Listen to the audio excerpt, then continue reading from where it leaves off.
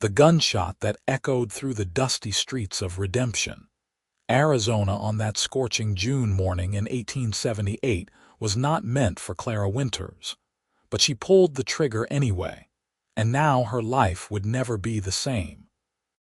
Clara had been working at the Silver Bell Saloon for 3 months, pouring whiskey and dodging grabbing hands, saving every penny to buy a train ticket east to San Francisco, where she could disappear into a new life. She had come to Redemption from Missouri after her father died, leaving her with nothing but debts and the clothes on her back. The saloon owner, a gruff but fair man named Morton Hayes, had given her a job when no one else would hire a woman alone without references. She served drinks, kept her head down, and tried to ignore the rougher elements that frequented the establishment. But on that particular morning, everything changed. A man named Vincent Carver, a cattle rustler with a reputation for violence, had cornered her in the back room where the liquor was stored. His breath reeked of whiskey and tobacco, and his hands were rough as he grabbed her wrists and pushed her against the wooden shelves. Clara had fought back, scratching at his face, but he was twice her size and fueled by liquor and something darker. When he reached for the knife at his belt, not to use on her but to cut away her dress, Clara's hand found the pistol he had carelessly left on the barrel beside them. She grabbed it, and in the struggle that followed, the gun went off. Vincent Carver fell to the floor with a bullet in his chest, blood spreading across his dirty shirt like spilled wine. Clara stood there shaking, the smoking gun still in her hand, watching as the life drained from his eyes. She had not meant to kill him. She had only wanted him to stop, to let her go, to leave her alone. But intent did not matter in the eyes of the law, especially when the dead man had friends. Morton Hayes had burst into the room seconds later, taking in the scene with knowing eyes. He had seen the torn sleeve of Clara's dress, the red marks on her wrists, the terror in her eyes. Without a word, he took the gun from her trembling hands and said 4 words that would change everything. "You need to run." And run she did. Morton gave her a horse, supplies, and every dollar he could spare from the saloon's cash box. He told her to head north toward Prescott, to avoid the main roads, and to change her name. Within hours, Vincent Carver's friends had formed a mob, and by sunset, the territorial marshal had issued a wanted poster with Clara's name and description. The charge was murder, and the reward was $200, enough to bring every bounty hunter in Arizona territory looking for her. Clara rode through the night, her heart pounding with every sound in the darkness. She cut her long brown hair short with a knife, rubbed dirt on her face to hide her features, and wore men's clothing she had stolen from a washing line in a small settlement. For weeks, she moved from town to town, never staying more than a day or two, working odd jobs for food and shelter. She washed dishes in restaurant kitchens, mucked out stables, and once spent a week helping a Mexican family with their harvest in exchange for meals and a place to sleep in their barn. It was in the small town of Copper Ridge, nestled in the hills 3 months after she fled Redemption, that Clara met James McCall. She had been sleeping in an abandoned mining shack on the outskirts of town, surviving on wild berries and whatever food she could buy with the few coins she earned doing laundry. She had grown thin, her hands roughened by work, her eyes constantly scanning for danger. She no longer resembled the young woman who had served drinks at the Silver Bell Saloon. Fear had transformed her into someone harder, warier, always ready to run. James McCall was a cowboy who worked at the Double R Ranch, one of the largest cattle operations in the territory. He was 26 years old, tall and lean with sun-browned skin and dark hair that fell into his eyes when he removed his hat. He had an honest face, with strong features and a quiet intensity that made him stand out from the other ranch hands. He had been riding fence lines when he came across Clara trying to catch a rabbit with her bare hands near a creek, her desperation evident in every clumsy movement. "You are going to starve before you catch anything that way," he said, his voice carrying across the clearing. Clara spun around, her hand instinctively going to the small knife she kept in her boot. Her heart hammered against her ribs, and every muscle in her body tensed for flight. She had not heard anyone approach, and the realization that she had become careless terrified her. James raised his hand slowly, showing he meant no harm. "Easy now. I am not here to hurt you, I just thought you might like some help." He reached into his saddlebag and pulled out a wrapped bundle. "I have bread and dried beef. You look like you could use a meal." Clara's stomach growled traitorously at the mention of food. She had not eaten anything substantial in 2 days, and the smell of the bread made her light-headed with hunger. But years of caution, intensified by 3 months of running, made her hesitate. "Why would you help me?" "Because you look like you need it," James said simply. He dismounted from his horse, a beautiful chestnut mare, and walked slowly toward her, the food still in his outstretched hand. "And because leaving someone to starve when you have plenty does not sit right with me." There was something in his voice, a genuine kindness that Clara had not heard in so long that it almost brought tears to her eyes. She took the food with shaking hands and ate like a starving animal, too hungry to maintain any pretense of dignity. James watched her with concern but did not comment on her obvious desperation. "What is your name?" he asked when she had finished eating. Clara hesitated, then remembered Morton's advice to change her name. "Sarah," she said, choosing the first name that came to mind. "Sarah Collins." "Well, Sarah Collins, I am James McCall. I work at the Double R Ranch about 5 miles from here. We are always looking for help, especially with cooking and cleaning. The ranch owner, Mr. Rowlands, he and his wife are good people. They would give you work and a safe place to stay if you are interested." Clara's first instinct was to refuse and run, but something in James's steady gaze made her pause. She was exhausted from running, tired of sleeping in abandoned buildings and scrounging for food. The idea of a real bed and regular meals was almost too tempting to resist, but the fear of being discovered, of someone recognizing her from the wanted poster, held her back. "I do not know," she said carefully. "I prefer to keep moving." James studied her for a long moment, his dark eyes seeing more than she wanted to reveal. "You are running from something." It was not a question, and Clara did not bother to deny it. She simply looked away, her jaw tight. "Whatever you are running from, you cannot run forever," James said quietly. "Eventually, you need to stop and build a life.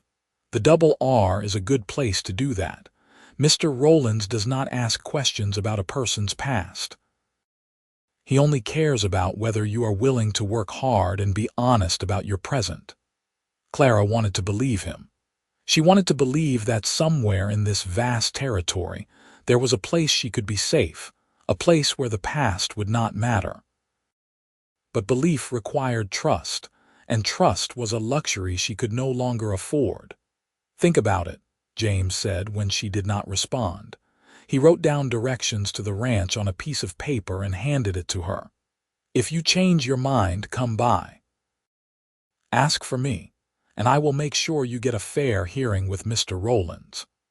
He mounted his horse and rode away, leaving Clara standing by the creek with the paper clutched in her hand and her mind spinning with possibilities and fears.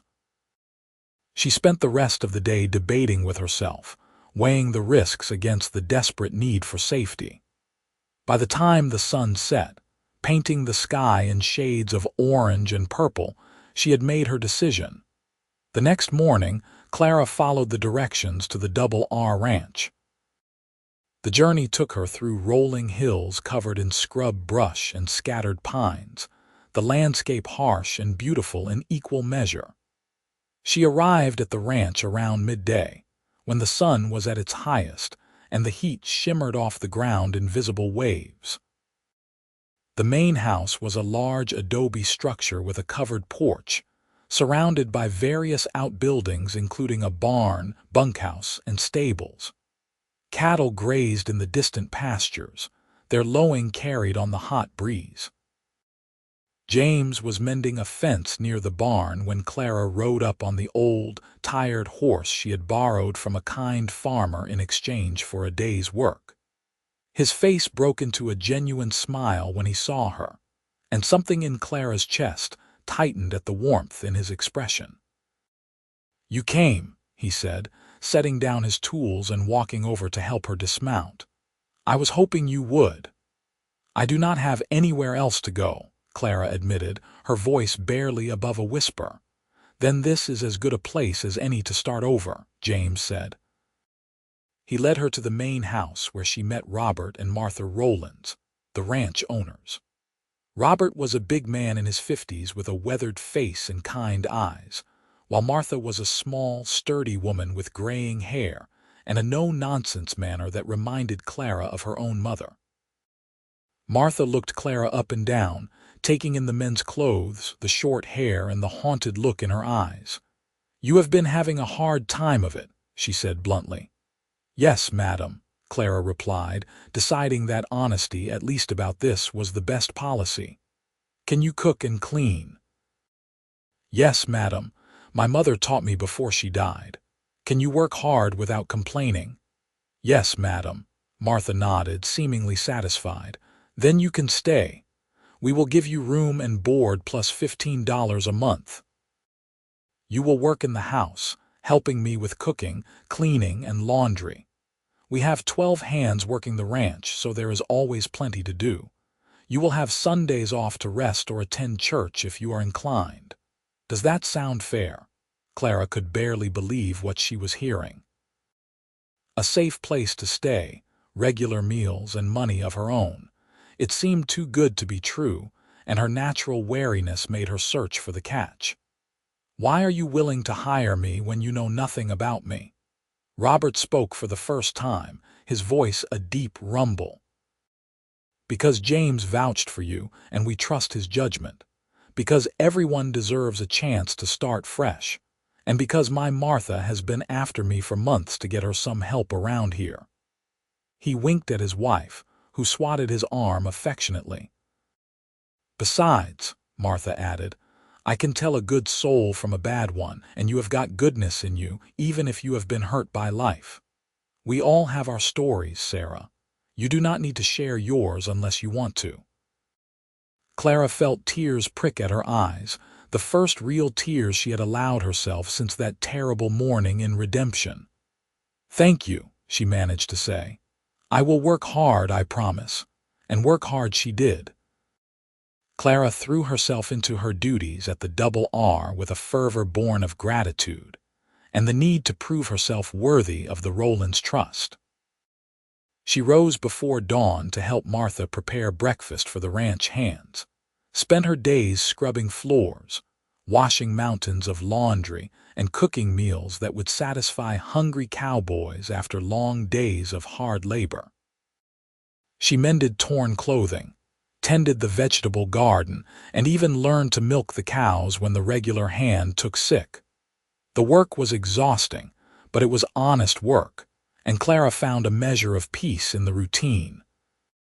For the first time in months, she could sleep without jerking awake at every sound, could eat meals without constantly watching the door, could breathe without feeling like her chest was being crushed by an invisible weight. The fear never fully left her, but it became a background hum rather than a constant scream. James became a steady presence in her life. He took his meals with the other ranch hands in the bunkhouse, but he always found reasons to stop by the main house during the day. He would bring Martha fresh eggs from the henhouse, or help Clara carry heavy buckets of water, or simply sit on the porch in the evening and talk about his day. His presence was comforting in a way Clara had not expected, and she found herself looking forward to their conversations. "You are doing well here," James said one evening as they sat on the porch watching the sunset. It had been 2 months since Clara arrived at the ranch, and she had settled into the rhythm of ranch life. "Martha says she does not know how she managed without you." Clara smiled, pleased by the compliment. "She is kind to say so. I am only doing what anyone would do." "Not everyone works as hard as you do," James observed.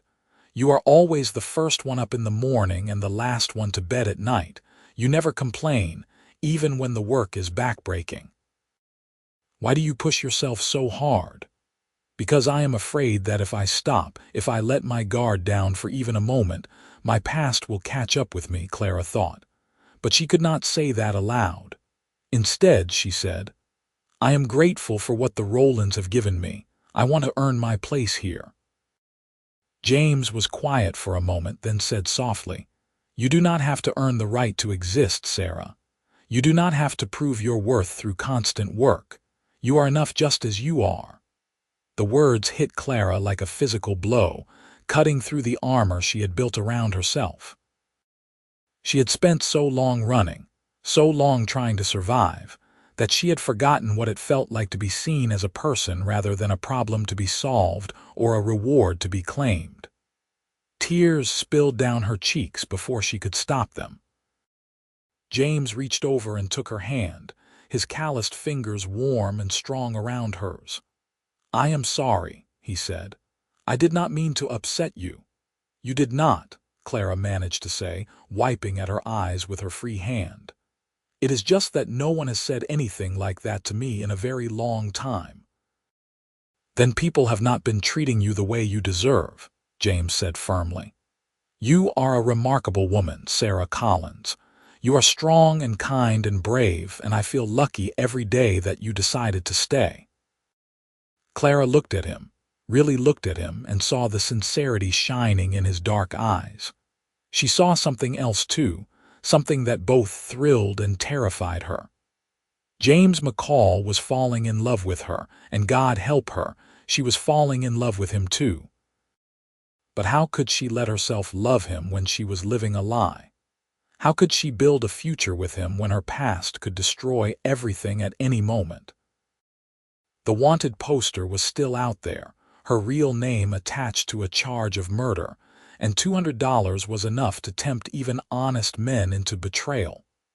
"James," she began, her voice trembling, "there are things about me that you do not know, things that might change how you feel." "Then tell me," James said simply. "Whatever it is, we can face it together." Clara wanted to tell him everything. She wanted to confess her real name, explain what had happened in redemption, and throw herself on his mercy. But fear held her tongue. What if he turned her in? What if his feelings for her were not strong enough to overcome the knowledge that she was wanted for murder? What if she lost this fragile peace she had found? "I cannot," she whispered. "Not yet.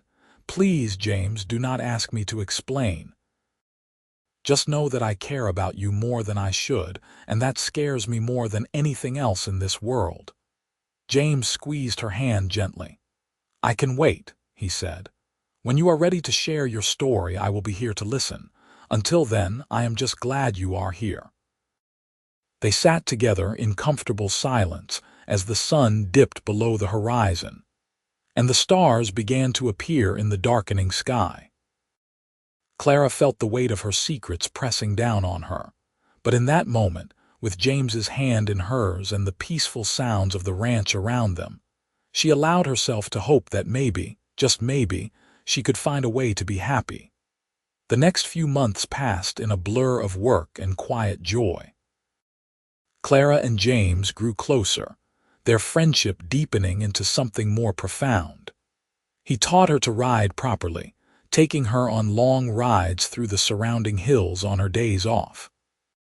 She learned the names of the plants and animals that made the harsh landscape their home, marveled at the vast expanse of sky that seemed to stretch forever in all directions, and felt a connection to this wild land that surprised her. James told her about his life, how he had come to Arizona from Texas after his parents died in a cholera outbreak when he was 18. He had worked on various ranches, learning the cattle trade, until he found a home at the Double R 3 years ago. He talked about his dreams of someday having his own small ranch, a place where he could raise a family and build something lasting. "What about you?" he asked one day as they rested by a stream during one of their rides. "What do you want for your future?" Clara thought carefully before answering. "I want peace," she said finally. "I want to wake up in the morning without fear. I want to belong somewhere, to have a home that cannot be taken away from me. I want to matter to someone and to have someone matter to me."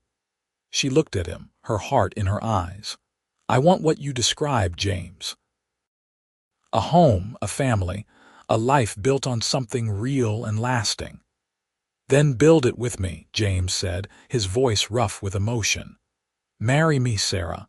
Let me give you the home and the peace you are looking for.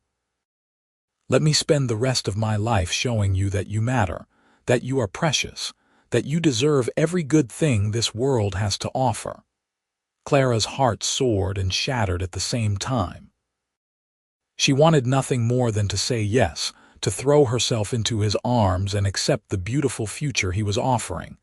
But the specter of her past rose up between them, cold and unforgiving. "I want to say yes," she said, her voice breaking. "You do not know how much I want to say yes. But I cannot marry you under false pretenses. There are things you do not know about me, things that might make you withdraw your offer." "Then tell me," James said, moving closer to her. "Whatever it is, I can handle it. I love you, Sarah, and nothing you say is going to change that."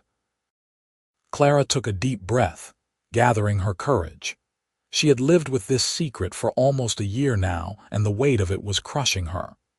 If she was going to have any chance at happiness with James, she needed to be honest with him, even if that honesty destroyed everything.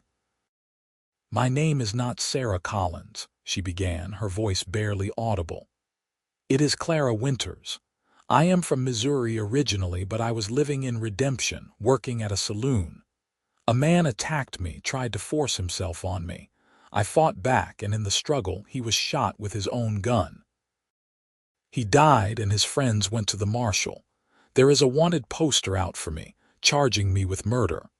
That is why I was running when you found me. That is why I cut my hair and changed my name.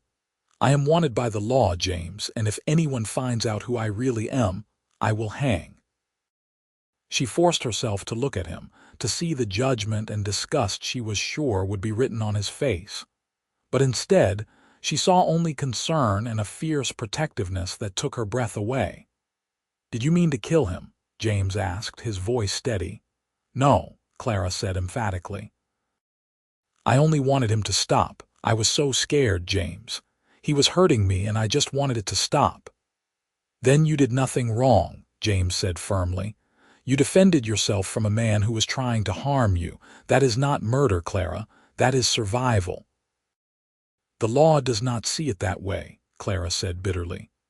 "The law says I killed a man, and the price for that is death." James was quiet for a long moment, his jaw working as he thought. Finally, he said, "Then we will have to make sure the law never finds you. I meant what I said, Clara. I love you and I want to marry you. We will use your new name for the marriage, and no one but me will ever know your real identity. You will be Sarah Collins McCall, and your past will stay buried." "But what if someone recognizes me?" Clara asked, voicing her deepest fear. "What if a bounty hunter comes through town and sees the poster? What if someone from Redemption passes through and identifies me?" "Then we will deal with it when it happens," James said. "But I am not going to let fear of what might happen rob us of what could be.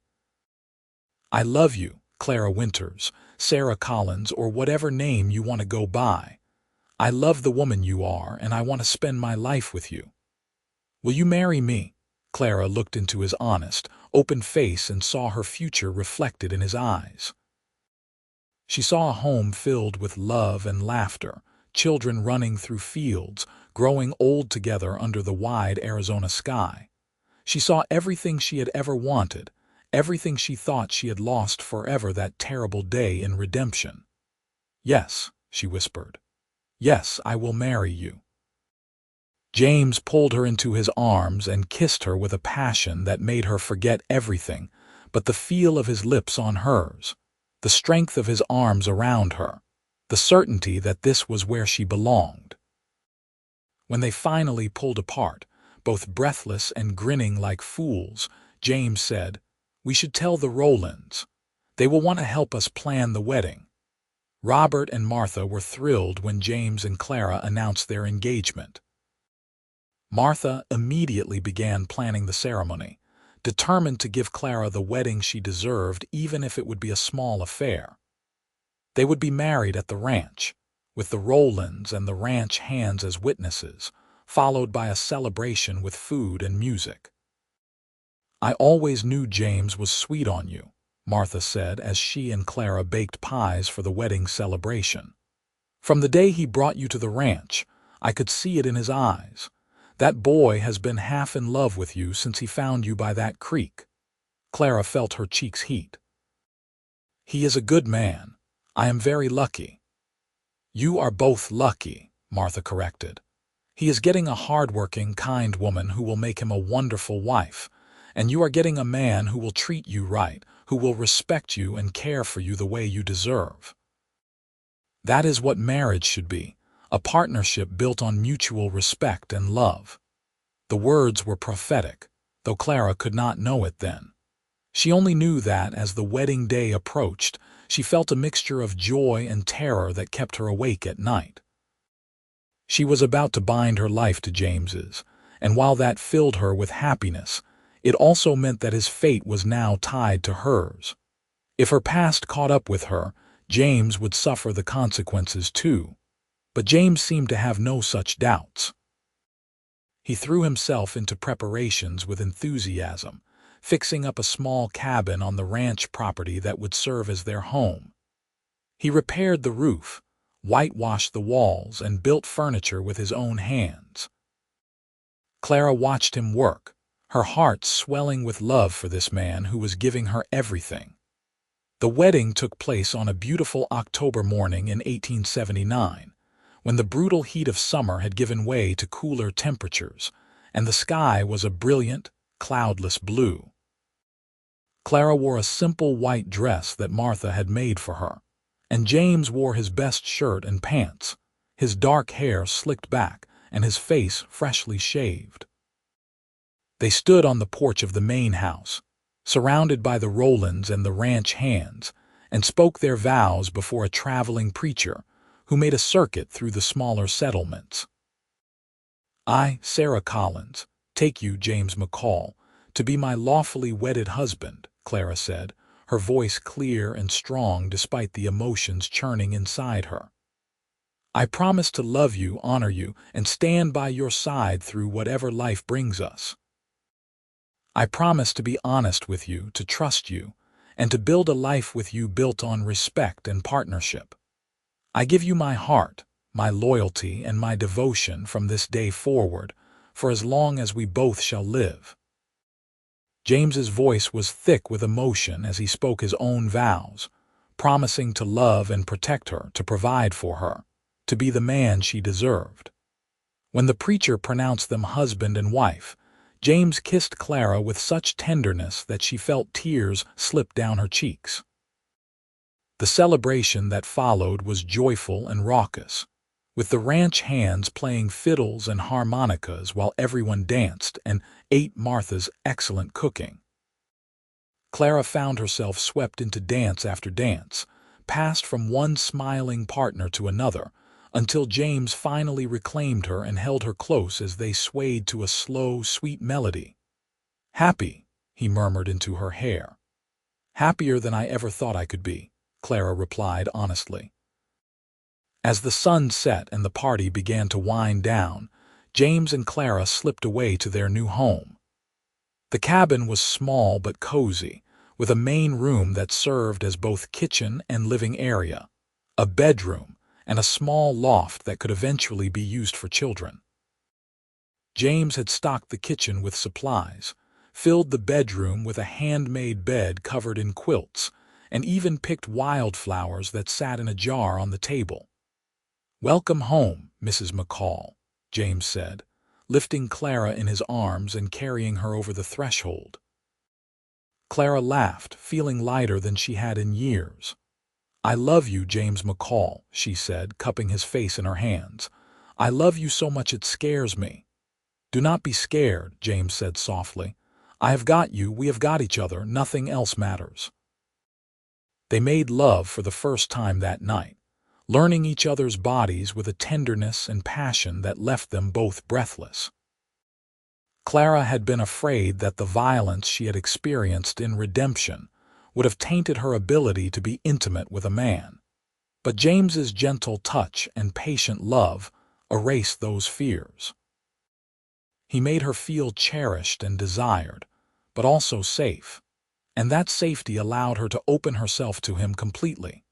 Afterward, they lay tangled together in the big bed, the windows open to let in the cool night air, and talked about their dreams for the future. James spoke of expanding their cabin, of maybe buying some land of their own someday. Clara talked about planting a bigger garden, about learning to preserve food for the winter, about the children they might have. "How many children do you want?" James asked, running his fingers through Clara's short hair, which was just starting to grow out. "At least 3, Clara said. "I always wanted siblings growing up, but I was an only child. I want our children to have each other, to never feel alone the way I did." 3 sounds perfect, James agreed. 2 boys and a girl, maybe, or 3 girls. I would love to have daughters who look like their mother. Clara smiled in the darkness. "We will take whatever God gives us and be grateful for it." They fell asleep in each other's arms, and for the first time since that terrible day in Redemption, Clara slept without nightmares. The next morning, James woke early as he always did, his body trained by years of ranch work to rise with the sun. Clara was still sleeping, her face peaceful in the morning light, and James took a moment to simply watch her, marveling at the fact that this incredible woman was now his wife. He had never expected to fall in love, had resigned himself to a life of bachelorhood after watching so many of his fellow cowboys enter into loveless marriages of convenience. But Clara had changed everything. She had shown him what real love could be, and he was determined to spend every day proving himself worthy of her trust. He slipped out of bed quietly, not wanting to wake her, and began building up the fire in the stove to make coffee. As he worked, his mind turned to the conversation they had had by the creek, when Clara had revealed her true identity. The knowledge that she was wanted for murder sat heavy on his heart, not because he believed she had done anything wrong, but because he knew the danger she was in. $200 was a substantial reward, enough to tempt even good men into betrayal, and there were plenty of men in the territory who were far from good. James had decided, even before he proposed, that he would do whatever it took to keep Clara safe. That meant being vigilant, staying informed about who was passing through the area, and most importantly, making sure that no one ever connected his wife Sarah with the wanted woman Clara Winters. He had burned the image of that wanted poster into his memory during a trip to Prescott a few weeks before the wedding, when he had seen it nailed to the wall of the marshal's office. The sketch was a decent likeness, but Clara's short hair and the weight she had gained since coming to the ranch had changed her appearance enough that he thought she would be safe as long as she kept a low profile. But James knew he could not leave it to chance. After the wedding, when things settled down, he would make a trip to Redemption himself. He would talk to the saloon owner who had helped Clara escape, get a better understanding of what had really happened, and see if there was any way to clear her name. It was a long shot, But James was willing to try anything if it meant giving his wife the peace she deserved. The coffee was just starting to boil when Clara emerged from the bedroom, wrapped in one of his shirts, her hair tousled from sleep. She smiled when she saw him, a slow, warm smile that made his heart skip a beat. "Good morning, husband," she said, coming over to wrap her arms around his waist from behind. "Good morning, wife," James replied, turning in her embrace to kiss her properly. "Did you sleep well?" "Better than I have in over a year," Clara said honestly. "I think it is the first time I have felt truly safe since everything happened." James held her close, breathing in the scent of her hair. "You are safe now," he promised. "I will make sure of it." They spent the morning in a blissful domestic bubble, making breakfast together, talking about their plans for the day, and stealing kisses whenever they passed each other in the small space. It felt surreal to Clara, this normalcy, this happiness. She kept waiting for something to go wrong, for reality to come crashing down around them, but the morning passed peacefully. After breakfast, James needed to get back to his duties at the ranch. Robert had given him the week following the wedding off, but James did not want to take advantage of his employer's generosity. He saddled his horse and prepared to ride out to check on the cattle in the north pasture. "I will be back before dark," he told Clara, kissing her goodbye at the door of their cabin. "Martha said she could use your help with the canning if you are up for it." "I will go over in a bit," Clara promised. She stood in the doorway and watched James ride away, her heart full of love and gratitude. She had been given a second chance at life, and she was determined not to waste it. She spent the morning helping Martha with the canning, preserving the last of the summer vegetables and fruits for the long winter ahead. The work was hot and tedious, but Clara found it satisfying, and she enjoyed Martha's company. The older woman had become something of a mother figure to her, filling the void left by her own mother's death. "You look happy," Martha observed as they worked. "Marriage agrees with you." "James makes me happy," Clara said simply. "He is everything I could have hoped for and more." "He is a good man," Martha agreed. "Robert and I have always thought of him as the son we never had. We are glad he has found someone to build a life with." The words warmed Clara's heart, but they also brought a twinge of guilt. The Rowlands had been so kind to her, had welcomed her into their home and treated her like family, and she had repaid them with lies. They knew her as Sarah Collins, not Clara Winters. They did not know about the wanted poster, about the death that hung over her head like a sword. If they ever found out, would they still be so welcoming? Would they feel betrayed by her deception? "What is wrong?" Martha asked, noticing the shadow that had crossed Clara's face. "Nothing," Clara said quickly. "I was just thinking how lucky I am to have found all of you. You and Robert have been so good to me, and I want you to know how much I appreciate it." Martha patted her hand. "You are family now, dear. That is what family does. We take care of each other. Family." The word resonated deep in Clara's soul. She had lost her family when her father died, had thought she would spend the rest of her life alone. But here, in this harsh and beautiful land, she had found a new family. The Rowlands, James, even the rough but good-hearted ranch hands who always had a kind word or a helping hand. They had accepted her, embraced her, made her one of their own. The thought of losing them, of her past destroying this precious gift, was almost unbearable. That evening, when James returned from his work, Clara was waiting for him on the porch of their cabin.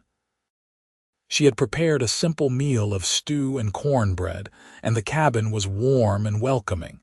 James dismounted and climbed the steps to sweep her into his arms, kissing her soundly. "I missed you today," he said. "I missed you too," Clara replied. "How were the cattle?" "Fine. A few strays in the canyon, but we rounded them up." He followed her inside and washed up while Clara set out the food. They ate together, talking about their days, and Clara felt a contentedness settle over her. This was what she had always wanted, this simple domestic happiness. A husband she loved, a home to care for, the promise of a future stretching out before them. After dinner, James built up the fire while Clara washed the dishes. When she finished, she found him sitting on the floor in front of the fireplace, staring into the flames with a thoughtful expression. "What are you thinking about?" she asked, settling down beside him. James was quiet for a moment, then said, "I have been thinking about your situation, about the wanted poster. I want to help you, Clara. I want to find a way to clear your name so you do not have to live in fear anymore." Clara's heart clenched. "James, there is no way to clear my name. A man is dead and I pulled the trigger. No one is going to care that I was defending myself." "But there was a witness," James pointed out. "The saloon owner who helped you escape. If he would testify about what really happened, about how that man attacked you, it might make a difference." "Morton Hayes risked everything to help me," Clara said. "I cannot ask him to risk more by getting involved in a legal battle, and even if he did testify, who would believe him? Vincent Carver's friends have the marshal convinced that I murdered him in cold blood, my word and Morton's against theirs." "Then maybe we need to approach this differently," James said. "What if we could get the charges dropped entirely? What if we could prove that Carver was a violent man with a history of hurting women? If we could show that he was a danger, that what happened was not murder but self-defense, the charges might be dismissed." Clara shook her head. "It is a nice thought, but it is not realistic. We do not have the money or the connections to fight this. And even if we did, it would draw attention to me, and attention is the last thing I need." James took her hands in his expression earnest. "I cannot stand the thought of you living in fear for the rest of your life. You deserve better than that. You deserve to be free." "I am free," Clara said softly. "Here with you, I am free in all the ways that matter. My name might be on a wanted poster, but my heart belongs to you, and that is the only freedom I need." James pulled her into his arms, holding her tight. "I love you so much," he murmured. "I just want to give you everything." "You already have," Clara assured him. "You have given me a home, a family, a future. You have given me yourself. That is everything." They sat together by the fire, wrapped in each other's arms, and Clara allowed herself to believe that maybe, just maybe, they could build a life together without the past destroying it. She had no way of knowing that the very next day, everything would come crashing down. James had business in Copper Ridge the following morning, picking up supplies that Robert had ordered from the general store. Clara had planned to go with him, to see the town properly now that she was no longer living in hiding, but at the last minute, Martha asked for her help with a sewing project. Clara was a skilled seamstress, and Martha wanted to make new curtains for the main house before winter set in. "Go on without me," Clara told James. "I will help Martha with the curtains, and you can tell me all about town when you get back." James kissed her goodbye and rode off, promising to be back by late afternoon. Clara spent the morning with Martha, cutting fabric and sewing seams, enjoying the quiet companionship and the satisfaction of creating something beautiful. She did not notice when one of the ranch hands, a young man named Billy Crenshaw, rode off toward town, or that he had seemed unusually distracted all morning. James arrived in Copper Ridge around mid-morning and tied his horse outside the general store. The town was busier than usual, with ranch hands and miners milling about, and a group of rough-looking men James did not recognize drinking outside the saloon. He paid them little attention as he went about his business, collecting the supplies and loading them into his saddlebags. He was just coming out of the general store when he saw it. A wanted poster, freshly nailed to the board outside the marshal's office.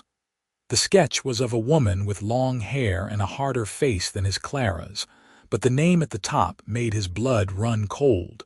Clara Winters, wanted for murder. $200 reward. James forced himself to walk calmly over to the poster, his heart pounding. He studied it carefully, noting the details. The description listed Clara as having long brown hair, brown eyes, approximately 5 feet and 4 inches tall, last seen in Redemption. The sketch showed a woman who looked somewhat like Clara, but different enough that most people would not make the connection, especially with her short hair and the changes in her appearance. But James knew that was not enough. All it would take was one person who had known Clara in Redemption, one bounty hunter who was clever enough to look past the surface differences, and his wife's life would be over. He reached up and tore the poster down, crumpling it in his fist. Then he went to the marshal's office to see if there were more. The marshal, a heavy-set man named Tom Briggs, looked up from his desk when James entered. "Help you with something?" "I saw a wanted poster outside," James said, keeping his voice casual. "How many of those have you got?" "Just got a stack of them in yesterday," Briggs said. "Some cattle rustler's woman who killed a man down in Redemption last year. Why, you know something about it?" "No," James lied smoothly. "I was just curious. $200 is a lot of money for a woman." Briggs shrugged. "The man she killed was well liked, had friends who want justice. They put up the reward money themselves." He shuffled through some papers on his desk and pulled out a stack of posters. "I am supposed to distribute these to all the towns in the territory. You heading back toward the Double R?" "I am," James said. "Mind taking a couple of these to post around your area? The more eyes looking, the better chance we have of catching her." James felt sick, but he forced himself to take the posters. "Sure thing, Marshal. I will make sure they get posted." He left the office with the wanted posters burning in his hands like hot coals. His first instinct was to burn them all, to destroy every trace of Clara's old identity. But he knew that would not solve the problem. More posters would come, and even if he destroyed every single one, the information was out there. People knew Clara Winters was wanted for murder, and eventually, someone might put together that the quiet ranch wife Sarah McCall was actually the fugitive they were looking for. James rode back to the ranch in a state of barely controlled panic, his mind racing through possibilities. He could take Clara and run, head to California or Mexico where her past might not follow them. But that would mean leaving behind everything they had built, giving up the life they had just started. It would mean living as fugitives forever, always looking over their shoulders, never able to put down roots. Or he could do what he had been considering since Clara first told him the truth. He could go to Redemption himself, talk to people, get the real story. Maybe he could find evidence that would exonerate Clara, or at least cast enough doubt on the murder charge to get it dropped. It was risky, but it was the only way James could see to give Clara the future she deserved. He arrived back at the ranch to find Clara and Martha on the porch of the main house, admiring the new curtains they had hung in the windows. Clara looked so happy, so at peace, that James almost could not bear to tell her what he had discovered. But he knew he had to. They were husband and wife now, partners, and that meant facing problems together. "Sarah, can I talk to you for a moment?" he asked, using the name she went by. Clara saw the tension in his face and immediately grew concerned. "Of course. Is something wrong? Let us go home," James said quietly. "We need to talk in private." They walked back to their cabin in silence, Clara's anxiety growing with every step. Once inside, James pulled the crumpled wanted poster from his pocket and laid it on the table. Clara stared at it, all the color draining from her face. "Where did you get this?" She whispered. "It was posted outside the marshal's office in Copper Ridge," James said. "They just got a fresh batch yesterday. They are being distributed all over the territory." Clara sank into a chair, her legs suddenly unable to support her. For months, she had allowed herself to believe that maybe her past would stay buried, that maybe the people looking for her had given up. But now the wanted posters were everywhere, and it was only a matter of time before someone recognized her. "What are we going to do?" she asked, her voice hollow. James knelt beside her chair and took her hands. "We are going to fight this. I am going to go to Redemption and get the truth about what happened. I am going to talk to Morton Hayes and anyone else who was there. I am going to find a way to clear your name." "James, no," Clara said urgently. "It is too dangerous. If you start asking questions, people will want to know why. They might figure out that you know where I am." "Then I will be careful," James said. "But I cannot sit here and do nothing while you live in fear. You are my wife, Clara. Protecting you is my responsibility, and I will not fail you." Clara saw the determination in his eyes and knew there was no talking him out of it.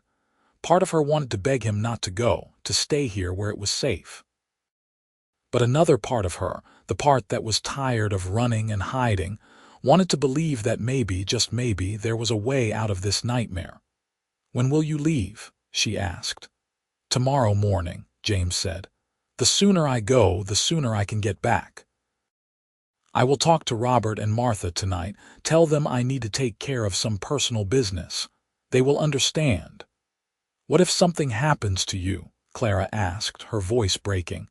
"What if you get hurt or killed because of me?" "Nothing is going to happen to me," James said firmly. "I promise you I will come back, and when I do, we are going to put this behind us once and for all." That night, they held each other close, neither of them able to sleep. Clara memorized the feel of James's arms around her, the sound of his heartbeat, the warmth of his body next to hers. She tried not to think about all the things that could go wrong, all the ways this could end in disaster. Instead, she focused on the present moment, on the love she felt for this man who was willing to risk everything for her. James left at dawn the next morning, riding south toward Redemption with supplies for a week-long journey and a gun at his hip. Clara stood on the porch of their cabin and watched him go, her heart in her throat. She whispered a prayer for his safety, then went back inside to wait. The days that followed were the longest of Clara's life. She threw herself into her work, helping Martha from sunrise to sunset, anything to keep her mind off James and the danger he might be facing. She cleaned the main house from top to bottom, reorganized the pantry, mended every piece of clothing that needed fixing, and baked enough bread to feed the entire ranch for a week. Martha watched her with concern but did not pry, understanding that Clara needed to keep busy. Meanwhile, James rode hard for Redemption, stopping only to rest his horse and catch a few hours of sleep each night. He arrived in the rough mining town on the fourth day, his body aching from the long ride but his determination unshaken. Redemption was exactly as he had imagined it, a collection of rough buildings thrown up to serve the miners and cattlemen who passed through, with more saloons than churches and an air of barely controlled chaos. James found the Silver Bell Saloon easily enough and walked in just as the evening crowd was starting to gather. The interior was dim and smoky, with rough wooden tables and a long bar that ran the length of one wall. Men were drinking and gambling, and the sound of a badly tuned piano filled the air. James made his way to the bar and ordered a whiskey, studying the place and looking for the owner. "You looking for work?" the bartender asked, a thin man with a scarred face.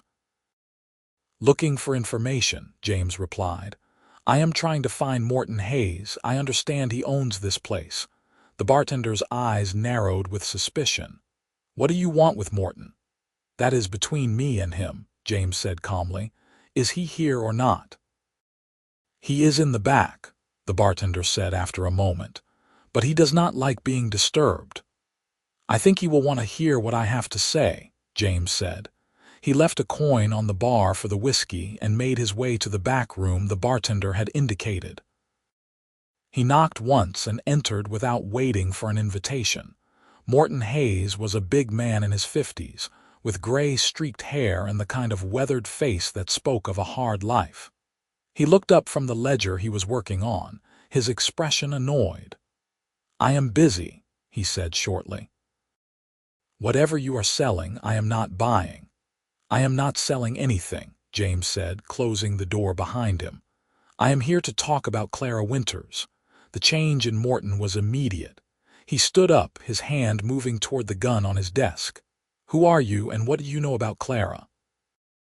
"My name is James McCall," James said, raising his hands to show he was unarmed. "Clara is my wife. She told me what happened here about Vincent Carver and what he tried to do to her. I am here to find out if there is any way to clear her name." Morton stared at him for a long moment, then slowly sat back down. "Your wife, you say?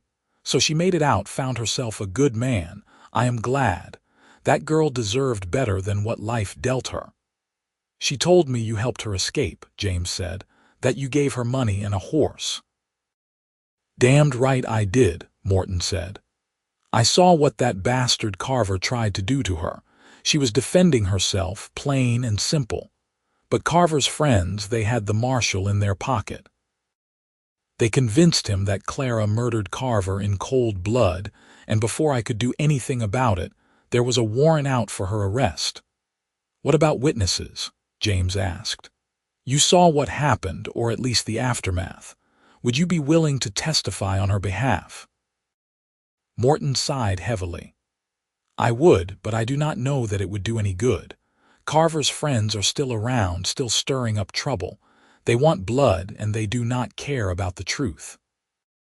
Even if I testified, it would be my word against theirs, and they have more money and influence than I do." "But surely the truth has to count for something," James said desperately. "Clara did nothing wrong. She was the victim, not the criminal." "You think I do not know that?" Morton said, his voice rising. "But this is redemption, son. Justice here goes to whoever can pay for it, and Clara could not afford justice. That is why I told her to run, and I stand by that decision. The best thing she can do is stay far away from here and never come back." James felt his hope fading, but he was not ready to give up yet. "Is there anyone else who might be willing to speak up for her? Anyone who knew Clara, who could vouch for her character?" Morton thought for a moment. "There is a woman named Rose Hendricks who worked here at the same time as Clara. They were friends, as much as anyone can be friends in a place like this. Rose always said that Clara was a good girl, that she did not deserve what happened. She might be willing to talk to you, but I do not know if it would make a difference." "Where can I find her?" James asked. "She works at the Lucky Lady, a saloon on the other side of town. Better place than this, caters to a higher class of customer. She would be there most evenings." James thanked Morton and left, hope stirring in his chest once more. If he could find Rose Hendricks, if she would be willing to testify about Clara's character and what really happened, it might be enough to cast doubt on the murder charges. It was not much, but it was something. He found the Lucky Lady easily enough and waited until the evening crowd filled the place before going inside. The saloon was indeed nicer than the Silver Bell, with actual chandeliers and carpeting on the floor. James asked the bartender for Rose Hendricks and was directed to a woman in her 30s with red hair and a tired but still pretty face. "Miss Hendricks," James said, approaching her carefully. "My name is James McCall. I need to talk to you about Clara Winters." Rose's eyes widened and she grabbed James's arm, pulling him toward a quiet corner. "Keep your voice down," she hissed. "Are you crazy saying her name out loud like that?" "I am sorry," James said quickly. "But I need your help. Clara is my wife. She told me what happened with Vincent Carver. I am trying to find a way to clear her name." Rose looked at him with a mixture of pity and disbelief. Clear her name? Honey, there is no clearing her name. Not here, not ever. Carver's friends have made sure of that. But you were her friend, James said. You know she did nothing wrong. Would you be willing to testify to that? To tell the truth about what kind of man Vincent Carver was? Rose shook her head. I cannot. I am sorry, but I cannot. Carver's friends, they still come in here sometimes. If they found out I was helping Clara, they would come after me. I have got a little girl to think about, and I cannot risk her safety. But Clara should stay wherever she is and never come back, Rose said firmly. That is the best thing for her, and for everyone who cares about her. Tell her I am glad she is alive, and that I hope she has found happiness. But tell her to forget about redemption and everything that happened here. There is no justice to be found in this place. James left the lucky lady feeling defeated. Everywhere he turned, he ran into the same wall. People who knew Clara was innocent but were too afraid or too powerless to do anything about it. He spent the next 2 days talking to anyone who might have information, but the story was always the same. Vincent Carver had been a mean, violent man, but he had friends with money and influence. Clara was a nobody, a saloon girl without connections or resources. The deck had been stacked against her from the beginning, and there was nothing James could do to change that. On his last night in redemption, James sat in his hotel room and stared at the wanted poster he had carried with him. Clara's face looked back at him from the sketch, and James felt a fierce protectiveness surge through him. The law might not be on Clara's side, but he was. He might not be able to clear her name, but he could make sure she stayed safe. He could burn every wanted poster he found, could keep her hidden at the ranch, could protect her with his life if necessary. And that, James decided, would have to be enough. He rode back to the Double R with a heavy heart, arriving on a cool October evening just as the sun was setting. Clara was sitting on the porch of their cabin, and she leaped to her feet when she saw him riding up the path. She ran to meet him, tears streaming down her face, and James dismounted to catch her in his arms. "You came back," she sobbed. "I was so afraid you would not come back." "I promised you I would," James said, holding her tight. "I will always come back to you, Clara, always." They went inside the cabin, and James told her everything that had happened in redemption. He was honest about what he had found and what he had not been able to accomplish. Clara listened in silence, her face growing more somber with every word. "So there is no way to clear my name," she said when he finished. "Not through legal means," James admitted. "But that does not mean we cannot build a life together. You are safe here, Clara. No one at the ranch knows your real identity, and we will make sure it stays that way. We will have a good life, I promise you that." Clara nodded, trying to hide her disappointment. She had not realized how much she had been hoping that James would find a solution, that somehow he would be able to make everything right. But she could see in his eyes that he had done everything he could, and she loved him all the more for trying. "Thank you," she said softly. "Thank you for going, for trying. I know it was not easy." "I would do anything for you," James said simply. He pulled something from his saddlebag, the stack of wanted posters the marshal had given him. "I am going to burn these, every single one of them, and I am going to burn any others I find. No one is going to take you away from me, Clara. I will make sure of that." They went outside, and James built a fire in the metal drum they used for burning trash. One by one, he fed the wanted posters into the flames, watching as Clara's face curled and blackened and turned to ash. Clara stood beside him, her hand in his, watching her past literally go up in smoke. When the last poster had burned, James turned to her and said the words that would stay with Clara for the rest of her life. "You are safe now." Clara threw her arms around him and cried, letting out all the fear and tension she had been holding inside for over a year. James held her, murmuring words of comfort and love, and gradually Clara's tears subsided. She pulled back and looked up at him, her eyes red but filled with hope. "I love you, James McCall," she said fiercely. "I love you more than I ever thought it was possible to love another person." "I love you too," James replied, "now and forever." They went back inside their cabin, and that night they made love with a desperate passion, reaffirming their bond and their commitment to each other. And when they finally fell asleep, wrapped in each other's arms, Clara slept peacefully for the first time since James had left for redemption. Life at the Double R settled back into a comfortable routine. James returned to his work with the cattle, and Clara continued helping Martha with the household duties. But there was a deeper peace between them now, a settled quality to their relationship that had not been there before. They had faced the worst together and come out stronger for it. As winter approached, Clara discovered she was pregnant. The realization came one morning when she was helping Martha prepare breakfast, and the smell of frying bacon made her violently ill. Martha took one look at her pale, sweating face and smiled knowingly. "How long since your last monthly?" Martha asked. Clara counted back and felt her heart skip a beat. "About 6 weeks." "Then congratulations, dear. You are going to be a mother." Clara felt a rush of emotions so powerful that she had to sit down.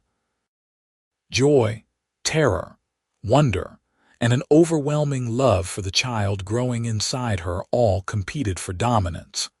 She placed a hand on her still flat stomach and marveled at the miracle happening within her body.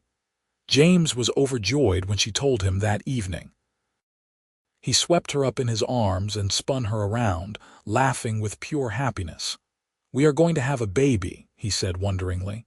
"A child of our own." "Are you happy?" Clara asked, needing to hear him say it. "Happy does not even begin to cover it," James said. "You have made me the luckiest man alive, Clara." The pregnancy was not easy. Clara suffered from terrible morning sickness for the first 3 months, and Martha had to take over most of the cooking because the smells made Clara so ill. But as she moved into her second trimester, the sickness faded and Clara bloomed.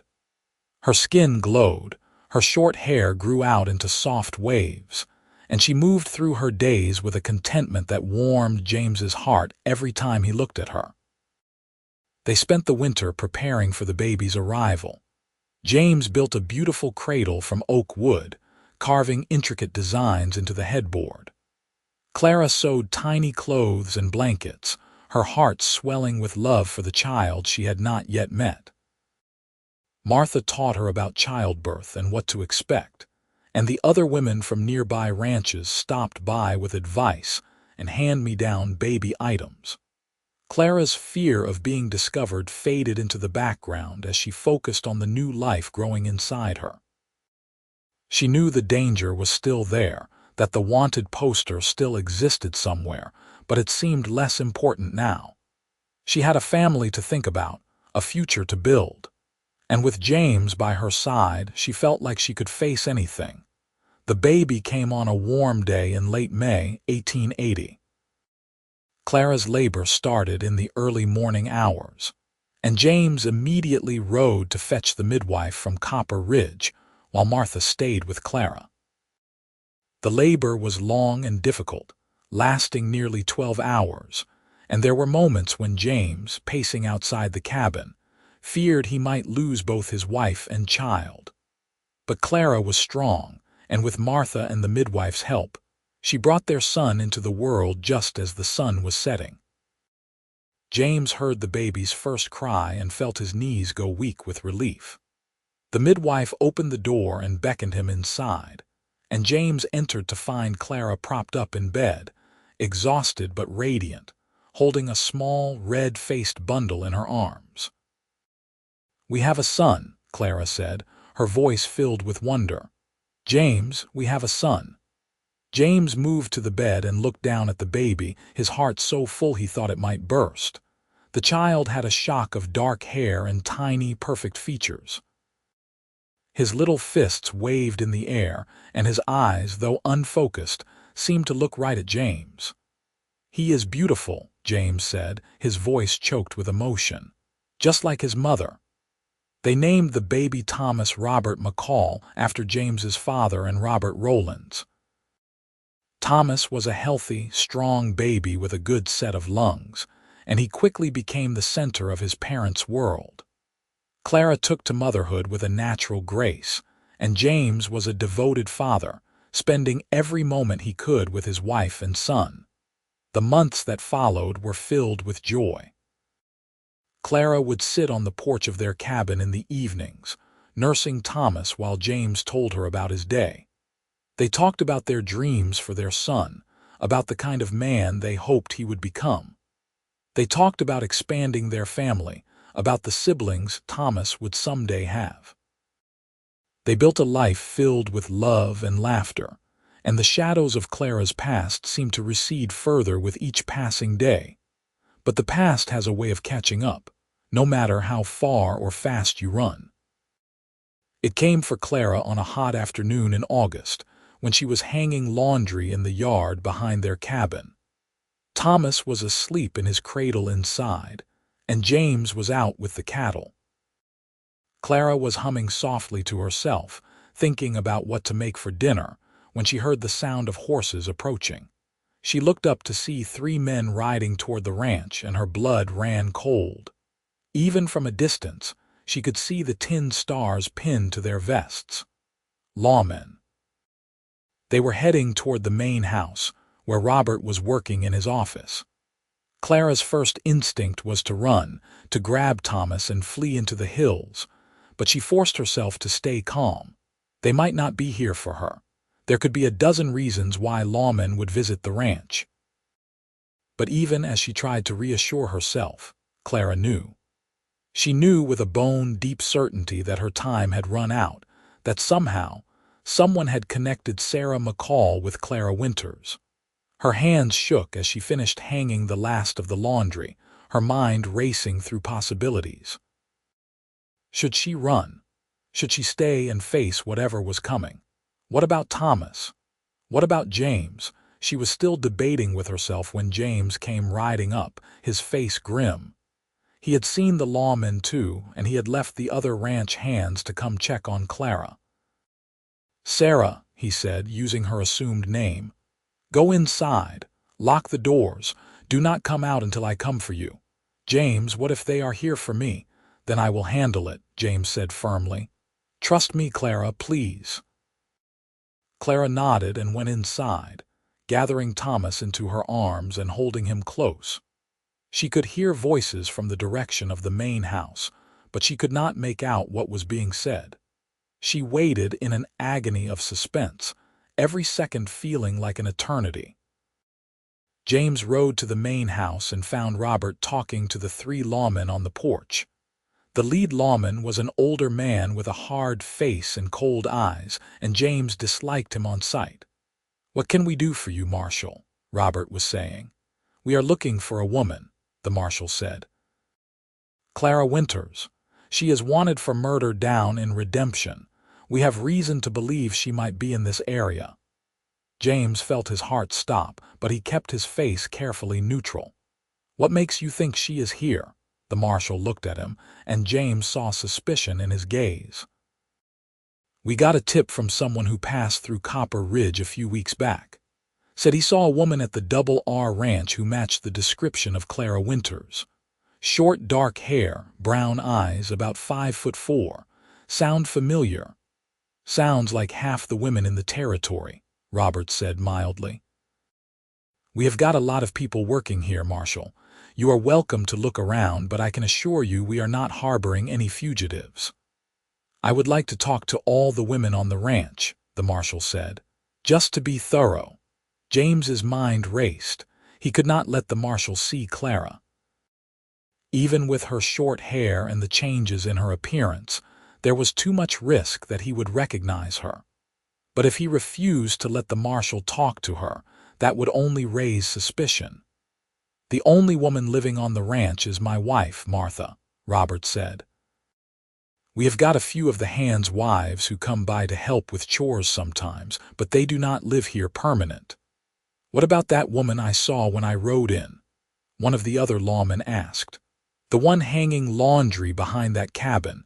James felt his blood run cold. They had seen Clara.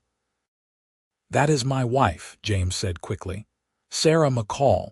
We got married last year. I would like to talk to her, the marshal said. She is resting, James said. We have got a new baby and she is exhausted. I would rather not disturb her. This will only take a moment, the marshal insisted. There was steel in his voice now, and James knew he could not refuse without making things worse. I will go get her, James said. He rode back to the cabin, his mind working frantically. He had to find a way to protect Clara, to keep her safe from these men who wanted to take her away. He entered the cabin to find Clara standing by the window with Thomas in her arms, her face pale but composed. They want to talk to you, James said. I tried to put them off, but they are insisting. Then I will talk to them, Clara said quietly. I will not run any more, James. I will not let you lose everything because of me. Clara, no, yes, Clara said firmly. She handed Thomas to James and straightened her shoulders. If they recognize me, if they arrest me, promise me you will take care of our son. Promise me you will tell him that his mother loved him, and that she did what she had to do to survive. I promise, James said, his voice breaking. But it is not going to come to that. I will not let them take you. They walked back to the main house together, James carrying Thomas and Clara walking beside him with her head held high. The lawmen watched their approach, and James saw the lead marshal's eyes narrow as he studied Clara's face. This is my wife, Sarah, James said. Sarah, this is Marshal. He realized he did not know the man's name. Marshal William Pritchard, the lawman supplied. He tipped his hat to Clara. Madam, I am sorry to disturb you, but I need to ask you a few questions. Of course, Clara said, her voice steady. How can I help you? We are looking for a woman named Clara Winters. She is wanted for murder down in Redemption. You match her general description, so I need to ask, have you ever been to Redemption? No, sir, Clara said. I have lived in Arizona for about a year, but I have never been to Redemption. Where did you live before coming to Arizona? Missouri, sir. I came west after my father died, looking for work. Pritchard studied her face for a long moment, and Clara forced herself to meet his gaze without flinching. She could see him comparing her to some mental image, trying to decide if she was the woman he was looking for. What is your maiden name? Pritchard asked. Collins, Clara said. Sarah Collins. And how did you meet your husband? He found me near Copper Ridge when I was down on my luck, Clara said, sticking to a version of the truth. He brought me here and the Rowlands gave me work. James and I fell in love and we got married. Pritchard looked at James. That true? Every word, James said. My wife has nothing to do with whatever happened in Redemption. She has been here with me for over a year, working hard and building a life. Pritchard turned back to Clara. You mind if I see your hands, madam? Clara held out her hands, confused. Pritchard studied them, noting the calluses and roughened skin. These are working hands, he said. The woman we are looking for was a saloon girl. Her hands would be softer. My wife has worked hard every day since I have known her, James said. That is what ranch life does to you. Pritchard seemed satisfied. He nodded to Clara and said, Sorry to have bothered you, madam. We will be on our way. The lawmen mounted their horses and rode off, leaving James, Clara, and the Rowlands standing on the porch in stunned silence. Clara felt her knees give way and James caught her before she fell. He guided her to a chair on the porch while Robert went to get water. You did so well, James murmured, kneeling beside her. I am so proud of you. You were so brave. I thought he was going to recognize me, Clara said, her voice shaking now that the danger had passed. I thought it was over. But it is not, James said firmly. You are safe. They are gone and they will not be back. Martha appeared with Thomas, who had started fussing. Clara took her son and held him close, drawing strength from his warm little body. She had come so close to losing everything, and the realization of how fragile her happiness was left her shaken. That night, after they had returned to their cabin and put Thomas to bed, James held Clara in his arms and said, "We need to talk about what happened today." "I know," Clara said quietly. "Someone saw me and reported it to the law. It could happen again." "It could," James agreed. "Which is why we need to be more careful. Maybe you should stay closer to the cabin for a while, avoid going into town.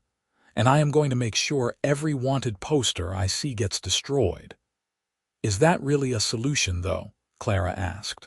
"How long can we keep this up, James?" "How long before someone else recognizes me, before another lawman shows up? I cannot live like this forever, always waiting for the other shoe to drop."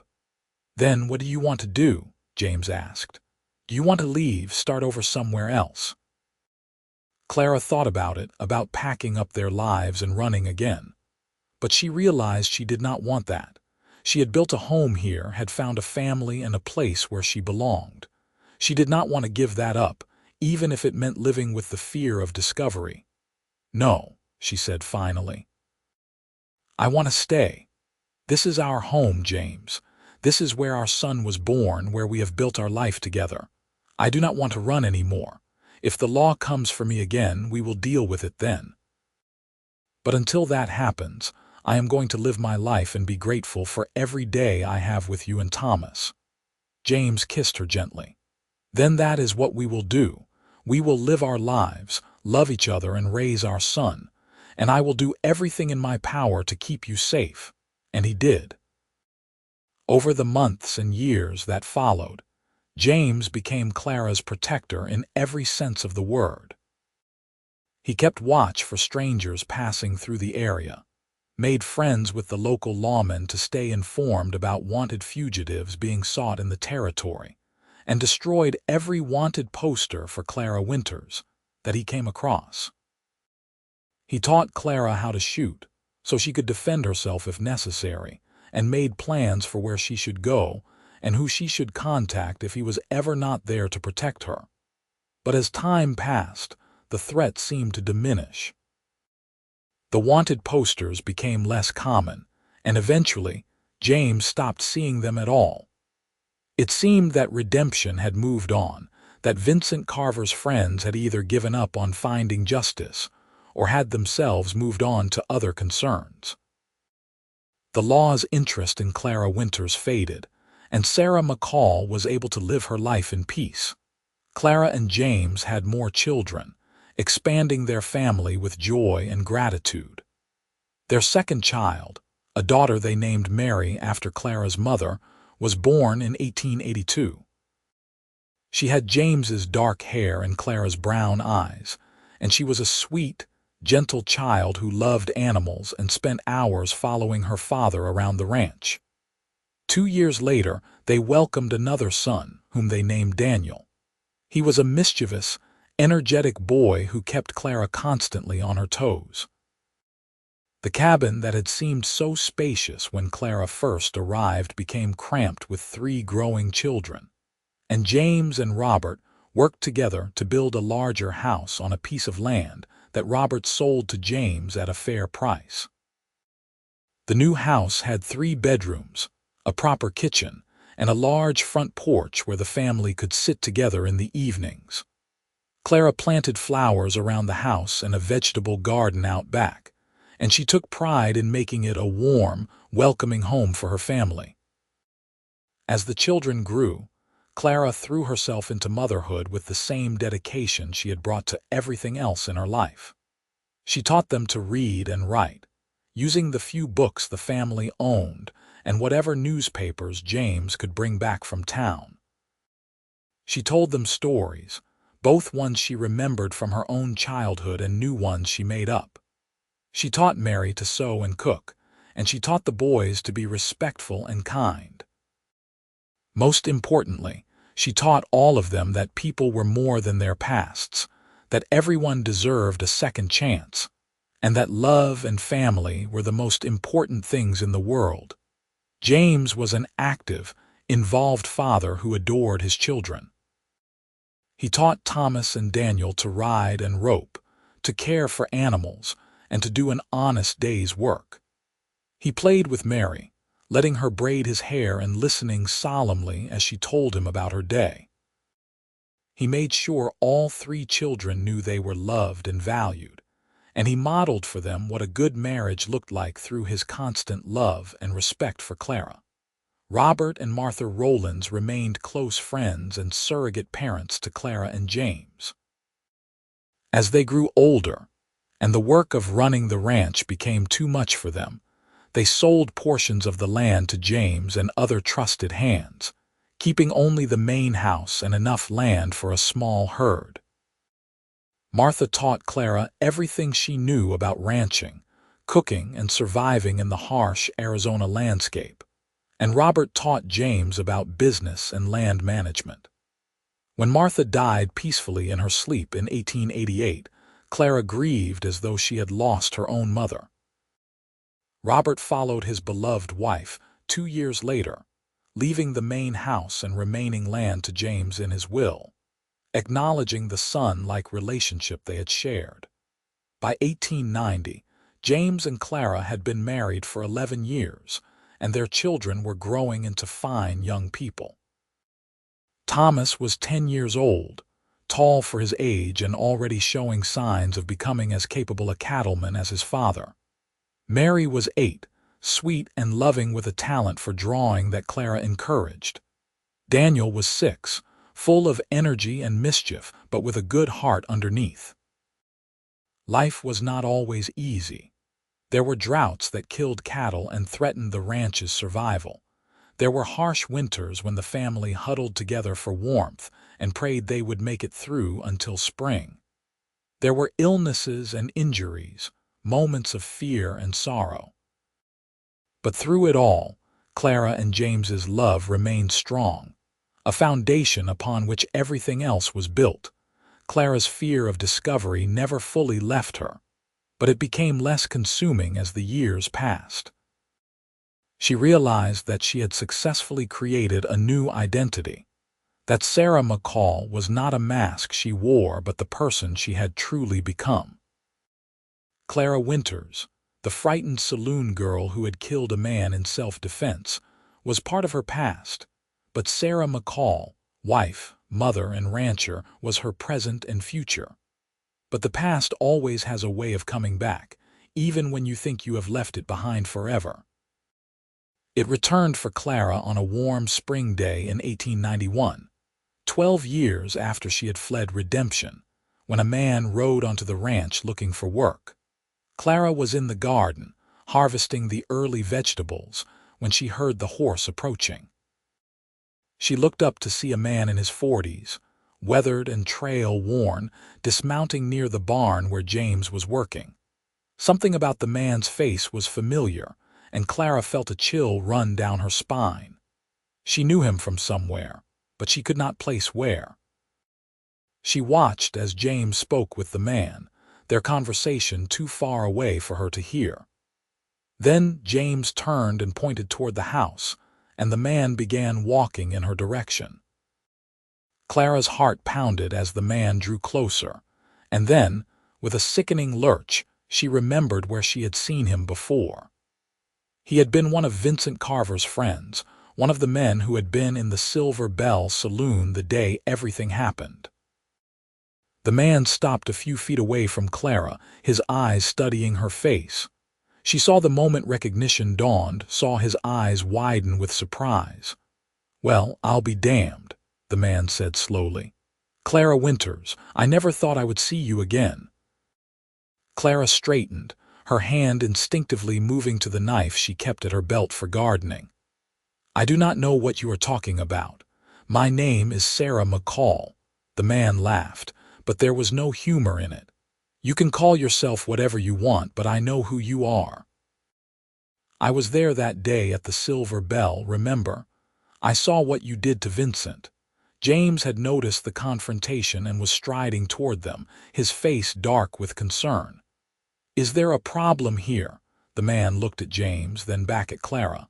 "No problem. I was just having a chat with your wife here. Or should I say, the fugitive Clara Winters, wanted for murder."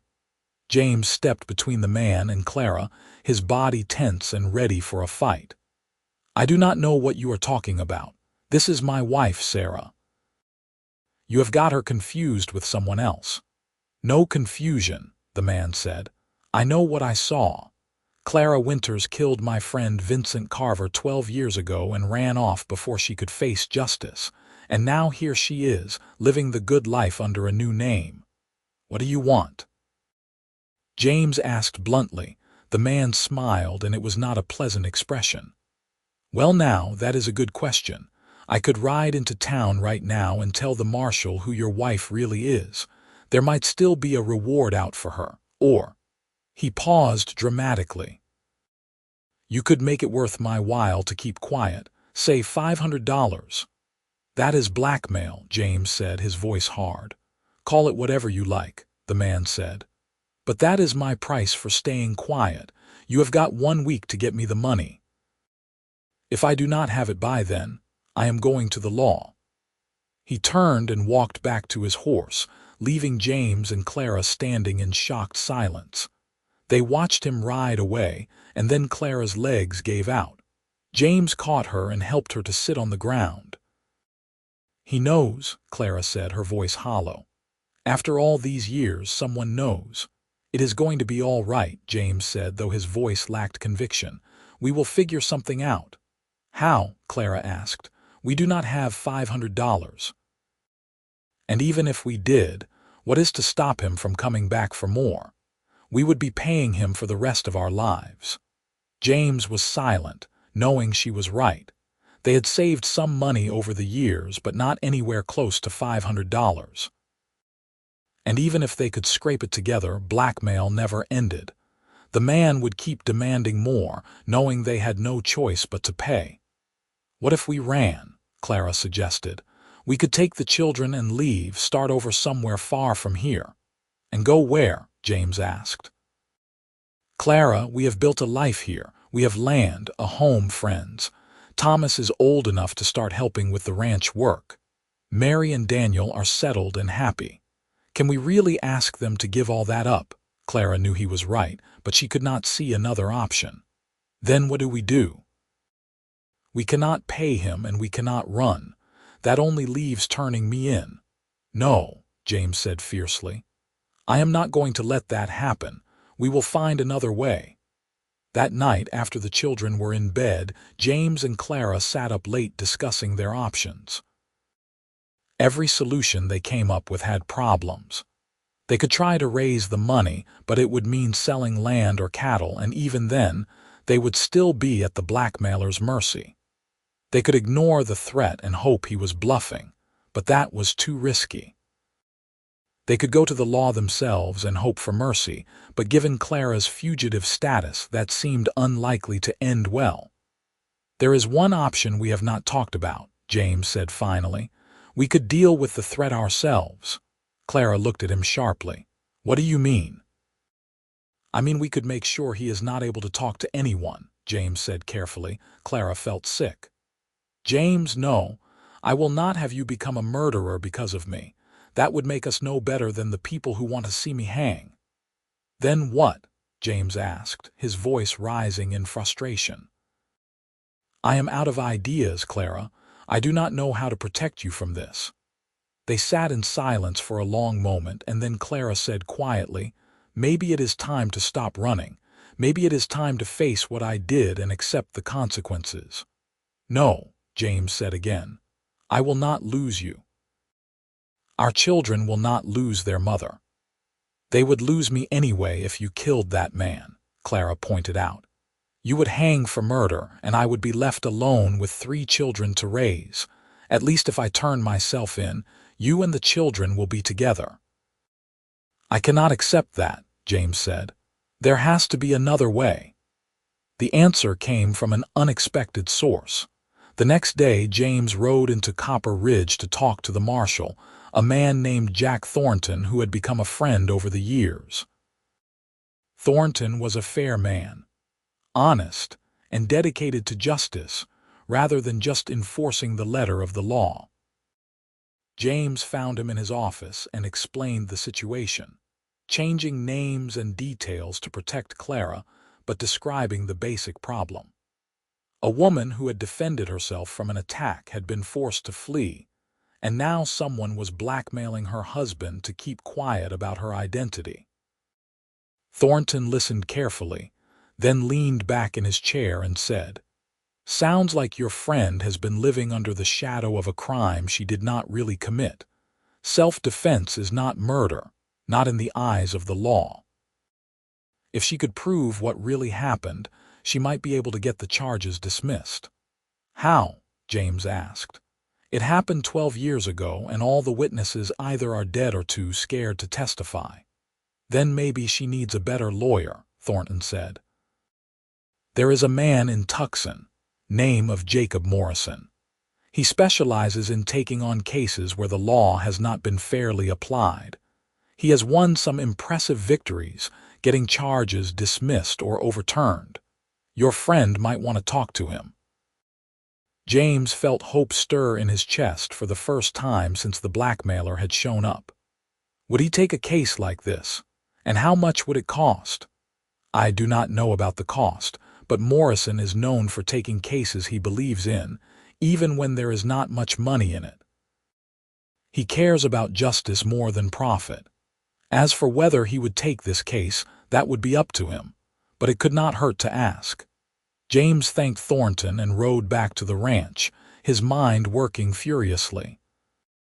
He told Clara about Morrison, and they talked long into the night about whether this was their best option. It would mean revealing Clara's true identity, putting her at risk of arrest. But it might also be their only chance to finally end the threat hanging over them. In the end, they decided it was worth the risk. James wrote to Jacob Morrison, explaining Clara's situation in careful detail. He described the attack, the self-defense killing, and the 12 years Clara had spent living in fear. He asked if Morrison would be willing to take the case and what his fee would be. The response came 3 weeks later. Morrison agreed to take the case and said his fee would be $200, far less than they had feared. He wanted to meet with Clara in person to discuss the details and begin building a defense. If he thought they had a strong case, he would petition to have the charges against Clara reviewed, possibly dismissed. But there was still the problem of the blackmailer. The week he had given them was long past, and James expected him to make good on his threat at any moment. They needed time to work with Morrison, to build a defense, and they could not do that if Clara was arrested first. James decided to confront the blackmailer directly. He found him in a saloon in Copper Ridge and sat down across from him with a bottle of whiskey. "I have been thinking about your offer," James said. The man smirked. "Took you long enough. You got my money." "Not yet," James said, "but I have got something better, a proposition." "I am listening." "You keep quiet for 2 more months, give us time to get the money together. In exchange, I will give you $600 instead of $500. The man considered this. "How do I know you are good for it?" "You do not," James said honestly, "but think about it. If you go to the law now, you might get a reward if there is still one being offered, but that is a maybe. My offer is a sure thing, and it is more money. All you have to do is wait 2 months. The man thought it over, then nodded. "All right, 2 months. But if I do not have my money by then, I am going straight to the marshal, and the price goes up to $700. James agreed, knowing he was buying time more than anything else. He had no intention of paying the blackmailer, but he needed those 2 months to work with Morrison. Clara traveled to Tucson with James, leaving the children in the care of a trusted neighbor. The journey took 3 days, and with every mile, Clara felt her anxiety grow. She was voluntarily walking into a situation where her true identity would be revealed, where she could be arrested and jailed. But she was also walking toward the possibility of freedom, real freedom, for the first time in 12 years. Jacob Morrison turned out to be a small, neat man in his 50s with sharp eyes and a kind manner. He met with Clara and James in his office, a cluttered space filled with law books and case files. He listened to Clara's story without interrupting, occasionally making notes on a pad of paper. When Clara finished, Morrison sat back and studied her. "You understand that what you did was not murder, right? You were defending yourself from an attack. That is not a crime." "I killed a man," Clara said quietly. "How can that not be a crime? Killing in self-defense is not the same as murder," Morrison explained. "The law recognizes that people have the right to protect themselves from harm. The problem in your case is that the local authorities in Redemption did not see it that way, either because they were corrupted by Carver's friends, or because they did not properly investigate what happened." "So what do we do?" James asked. "We file a motion to have the case reviewed by a higher court," Morrison said. "I will gather evidence, including testimony from Morton Hayes and anyone else who witnessed what happened or knows about Carver's history of violence. I will present this evidence to a judge and argue that the murder charge was unjust and should be dismissed. If the judge agrees, the charges against you will be dropped and you will be a free woman." "And if the judge does not agree?" Clara asked. "Then you will stand trial," Morrison said honestly. "But I will be there to defend you, and I believe we have a strong case.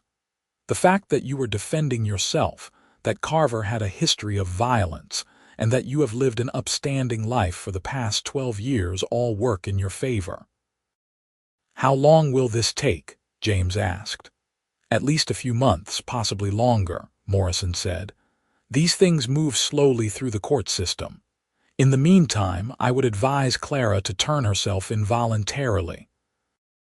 It will look better to the judge if you come forward rather than being brought in by force." Clara felt her stomach drop. "You want me to go to jail?" "Only until we can get a hearing scheduled," Morrison said gently. "I know it is frightening, but it will strengthen our case. It shows that you are not running from justice, that you have faith in the legal system. And I will work as quickly as possible to get you released on bail." Clara looked at James, who took her hand and squeezed it. "What do you want to do?" he asked. Clara thought about their children, about the life they had built, about the constant fear she had lived with for 12 years. She thought about the blackmailer and the threat he represented, and she realized that this might be her only chance to truly be free. "All right," she said. "I will do it. I will turn myself in." Morrison nodded approvingly. "Good. We will go to the marshal here in Tucson tomorrow morning. I will be with you the entire time, and I will make sure you are treated fairly." That night, Clara and James held each other in their hotel room, both of them terrified of what the morning would bring. Clara cried, mourning the loss of her freedom even temporarily, and James made promises he was not sure he could keep, swearing that everything would be all right. The next morning, Clara, James, and Morrison went to the marshal's office in Tucson. Morrison explained the situation, and the marshal, after checking his records and confirming that Clara was indeed wanted in Redemption, placed her under arrest. Clara felt the cold metal of the handcuffs around her wrists and thought she might be sick. But she held her head high as she was led to a cell, determined to face this with dignity. The jail was small and dirty, with only 4 cells. Clara was placed in one by herself, a small mercy. James was allowed to stay for a few minutes, and he held her hands through the bars. "I love you," he said, his voice thick with emotion. "I will be right here, working with Morrison to get you out, and I will take care of our children, I promise." "I love you too," Clara said. "Tell Thomas, Mary, and Daniel that Mama will be home soon. Do not let them know where I really am. Tell them I am helping a sick friend or something." "I will," James promised. He kissed her through the bars, then left with Morrison to begin building Clara's defense. The days that followed were the hardest of Clara's life. The jail was cold at night and stifling during the day. The food was terrible, and the other prisoners were rough men who made lewd comments whenever the guard was not around. Clara spent her time praying, thinking about her children, and trying to hold on to hope that Morrison would be able to help her. Morrison worked tirelessly on her behalf. He traveled to Redemption and tracked down Morton Hayes, who agreed to testify about what had really happened. He found Rose Hendricks, who was now married and living in Prescott, and convinced her to provide a written statement about Vincent Carver's violent nature and Clara's good character. He gathered testimony from other people who had known Carver, building a picture of a dangerous, violent man who had hurt multiple women. But most importantly, Morrison found something Clara had not known existed: a report from the doctor who had examined Vincent Carver's body. The doctor had noted defensive wounds on Carver's arms and hands, evidence of a struggle. He had also noted that Clara had been found with torn clothing and bruises on her wrists. The report had been filed with the Territorial Marshal's office, but had apparently been ignored by the local authorities in Redemption who had issued the warrant for Clara's arrest. With this evidence, Morrison filed a motion to have Clara's case reviewed by a judge in Tucson. He argued that the murder charge was unjust, that Clara had acted in self-defense, and that she deserved to have the charges dismissed. The hearing was scheduled for 6 weeks after Clara's arrest, an eternity for her but remarkably fast for the legal system. James visited Clara every day, bringing her news of the children and updates on Morrison's progress. He told her that Thomas was being brave and helping take care of his younger siblings, that Mary was making drawings to give Mama when she came home, and that Daniel kept asking when his mother would be back. The news both comforted and broke Clara's heart.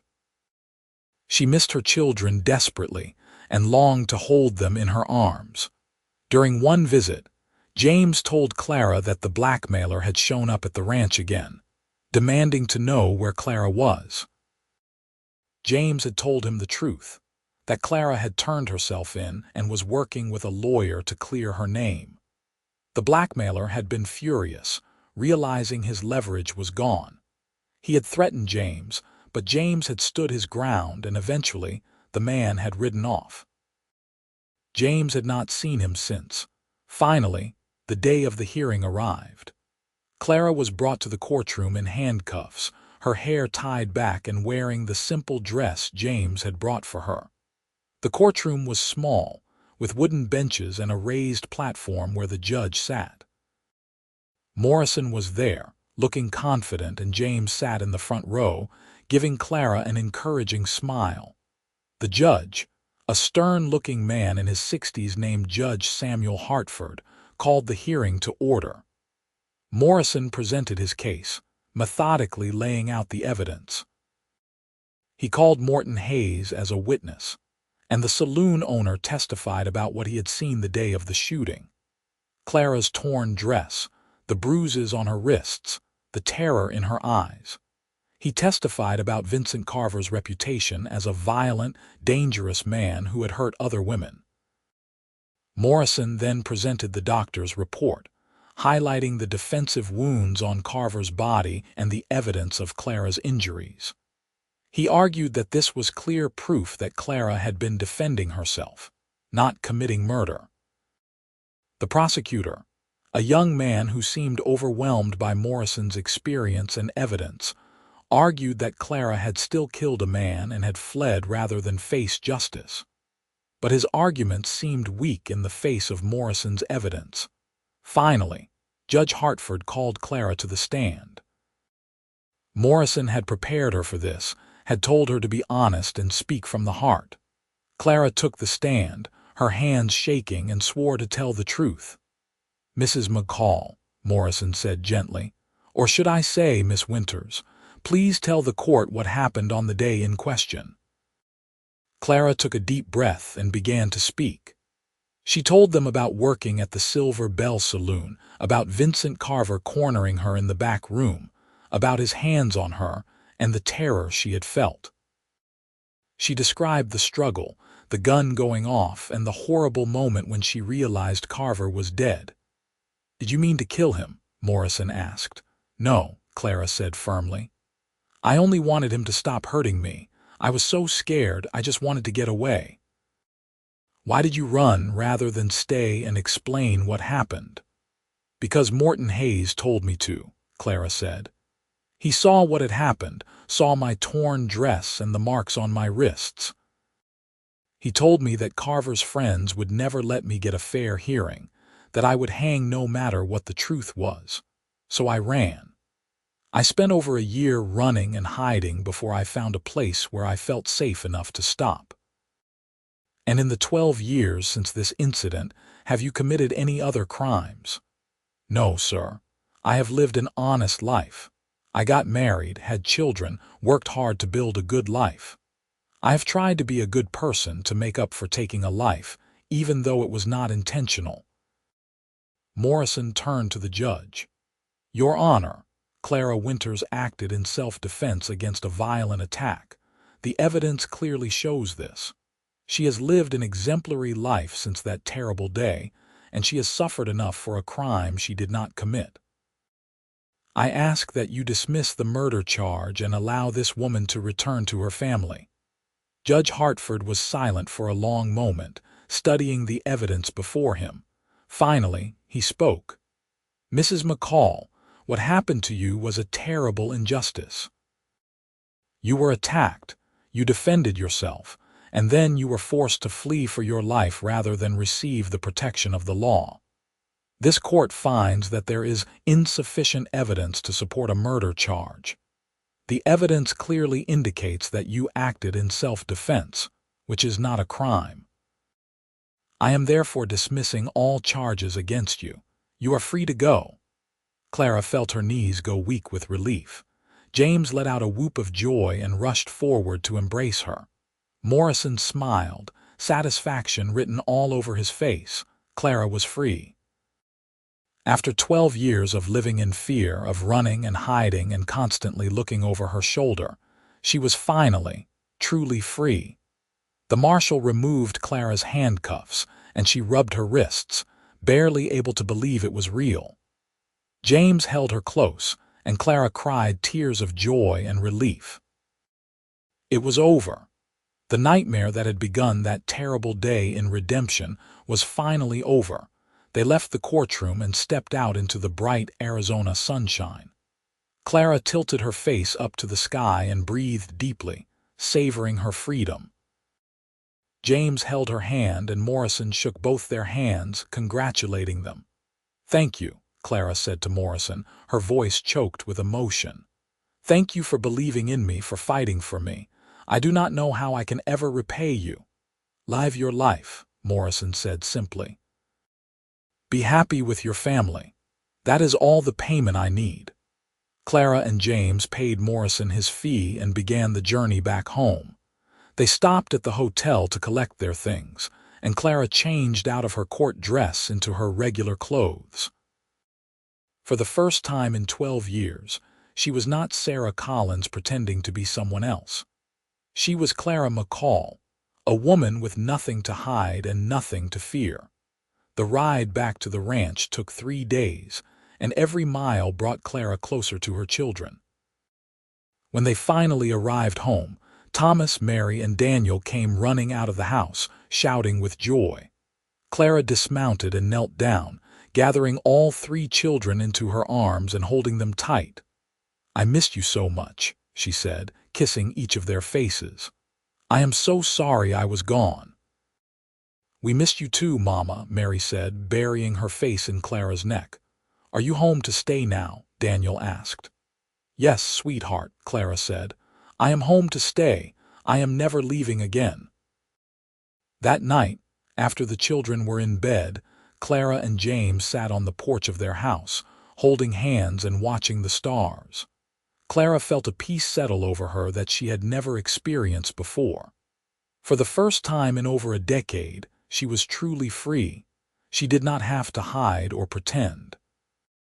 She could live her life openly, honestly, without fear. "What are you thinking about?" James asked. "I am thinking about how lucky I am," Clara said. "I have you, our beautiful children, our home. I have friends and a community. I have everything I ever wanted, and I do not have to be afraid of losing it anymore." "You never have to be afraid again," James said. "The past is behind us now. We can focus on building our future." And that is exactly what they did. Clara and James threw themselves into ranch life and raising their family. Their children grew strong and capable, learning the lessons their parents taught them about hard work, honesty, and the importance of family. Thomas eventually took over running much of the ranch operation, becoming a skilled cattleman like his father. Mary discovered a talent for teaching and began instructing the children of nearby ranchers, bringing education to the remote area.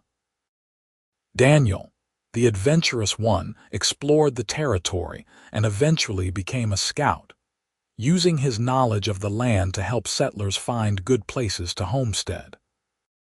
Clara and James expanded their ranch over the years, buying land from neighbors who were ready to retire and building up a substantial operation. They were respected members of the community, known for their fairness in business dealings and their generosity to those in need. Clara often took in women who were down on their luck, giving them work and a safe place to stay, understanding all too well what it felt like to be desperate and alone. Years passed, and Clara and James grew old together, their love deepening with time rather than fading. They had grandchildren to spoil and stories to tell about the old days.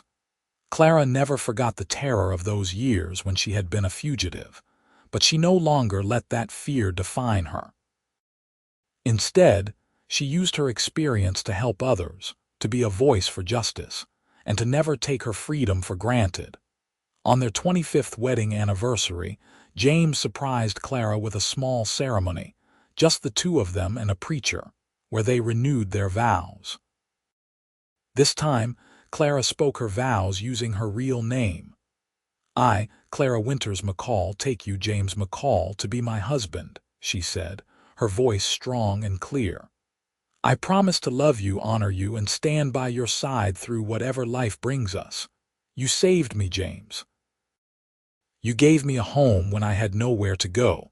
You loved me when I felt unlovable, and you fought for me when I had given up fighting for myself. You are my hero, my partner, and my best friend. I promise to spend the rest of my life showing you how grateful I am for the gift of your love."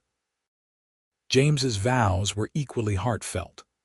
"I, James McCall, take you, Clara Winters McCall, to be my wife. You are the bravest, strongest, most incredible woman I have ever known. You have given me 3 beautiful children, a life filled with love and purpose, and more happiness than I ever thought possible. I promise to spend every day of the rest of my life making sure you know how precious you are to me. I love you, Clara, now and forever." They celebrated with their children and grandchildren, a joyful gathering that lasted long into the night. Clara looked around at the people she loved, at the life she had built, and felt overwhelming gratitude. She had survived so much: loss, violence, fear, and injustice. But she had also found love, family, home, and freedom. And in the end, that was what mattered. Clara lived to be 73 years old, dying peacefully in her sleep in 1915 with James holding her hand. She had lived to see the Arizona Territory become a state, had seen automobiles replace horses in many places, and had seen the world change in ways she never could have imagined. But through it all, the constants in her life had been James, their children, and the ranch that had become her sanctuary. James followed his beloved wife just 6 months later, unable to live without the woman who had been his partner for 36 years.